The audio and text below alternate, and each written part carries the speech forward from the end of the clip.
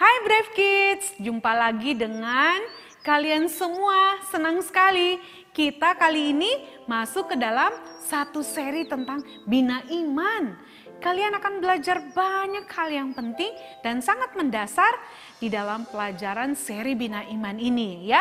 Karena itu jangan sampai terlewatkan loh Brave Kids untuk terus mengikutinya ya. Apa saja yang akan kalian pelajari tentunya itu akan menolong kamu semakin mengenal Tuhan dengan baik. Oke, sekarang Lausa Malvian mau tanya, siapa di antara anak-anak yang suka sekali membaca? Ayo, angkat tangannya. Wah, pasti banyak yang angkat tangan nih ya. Kalau kalian suka membaca, bacaannya apa tuh? Apakah buku-buku seperti ini ya? Atau mungkin ada yang suka baca komik? Atau mungkin ada yang suka baca cerita-cerita yang seru-seru gitu ya? Atau mungkin suka lihat anime dan sebagainya. Pastinya menarik banget bukan? Apalagi kalau di dalamnya ada gambar-gambar yang sangat lucu, yang keren seperti yang ada di tangan Lausa Malvian nih. Ada gambar-gambarnya lucu-lucu nih seperti ini nih Lausa Malvian tunjukin ya. Nah ini dia ya, gambarnya menarik sekali bukan? Yang bikin kita pengen baca. Tapi kalian tahu nggak sebenarnya kita punya satu buku yang jauh lebih menarik dan jauh lebih penting dan jauh lebih berharga dibandingkan dengan buku-buku yang kita punya. Apa itu? Anak-anak mau tahu? Itu adalah Alkitab. Yes, betul sekali. Alkitab anak-anak.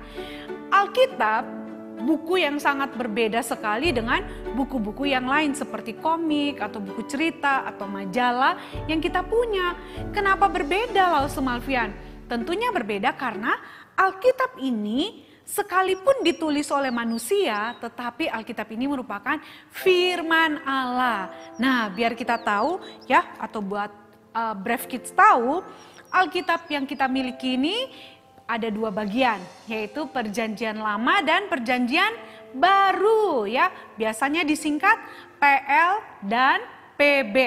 Di dalam PL atau Perjanjian Lama, kalian akan menemukan ada 39 kitab di dalam kitab PL. Dan di dalam Perjanjian Baru, kalian akan menemukan di dalam Alkitab ini ada 27 kitab di dalam kitab Perjanjian Baru. Nah, anak-anak menarik sekali bahwa Alkitab ini ditulis itu kurang lebih 1500 tahun yang lalu. Dan ada kurang lebih 40 penulis yang dipakai untuk menulis Alkitab ini. Mereka punya latar belakang yang berbeda-beda. Contohnya nih yang paling kita bisa lihat adalah Musa.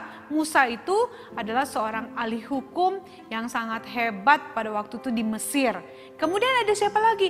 Ada Esra. Siapa dia? Dia memang seorang ahli kitab suci. Ada Amos, dia seorang peternak loh, ya dia punya ternak.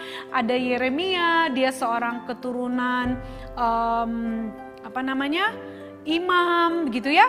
Kemudian ada Matius, seorang pemungut cukai. Ada Lukas, seorang dokter.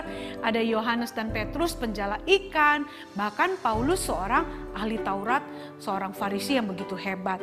Nah, Brave Kids, sekalipun mereka ini yang menuliskan Alkitab, tetapi sebenarnya semua yang mereka tuliskan ini bukan berasal dari pikiran mereka atau pengetahuan yang mereka punya. Bukan, sama sekali bukan.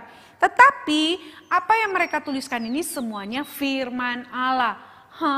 Maksudnya gimana Lausa? Nah jadi gini, supaya kalian tahu bahwa Alkitab ini berbeda dengan buku-buku yang lain. Alkitab ini Allah lah yang memberikan inspirasi kepada para penulisnya. Seperti para penulis yang tadi Lausa sebutkan ya. Nah pertanyaannya, apa itu inspirasi Lausa?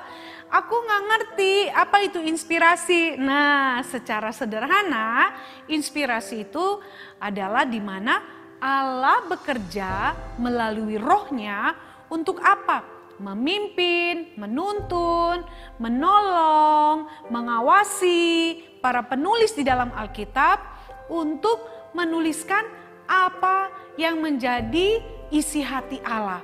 Jadi Allah memakai rohnya untuk benar-benar menolong para penulis yang Allah pilih untuk menuliskan apa yang menjadi isi hati Allah supaya kita semua Brave Kids bisa mengenal Allah dan tahu apa yang menjadi kerinduan Allah buat kita semua. Itu sebabnya Alkitab berbeda dengan buku lain dan Alkitab disebut sebagai firman Allah ya. Itu sebabnya kita tidak bisa bilang bahwa buku Alkitab adalah buku yang sama dengan buku-buku yang seperti Laus Semafian pegang. Sangat berbeda. Sangat berbeda ya. Buku yang lain ditulis oleh manusia berdasarkan pikiran manusia, pengetahuan manusia, tetapi Alkitab bukan ditulis berdasarkan pikiran manusia, tetapi itu adalah pikiran dan isi hati Tuhan.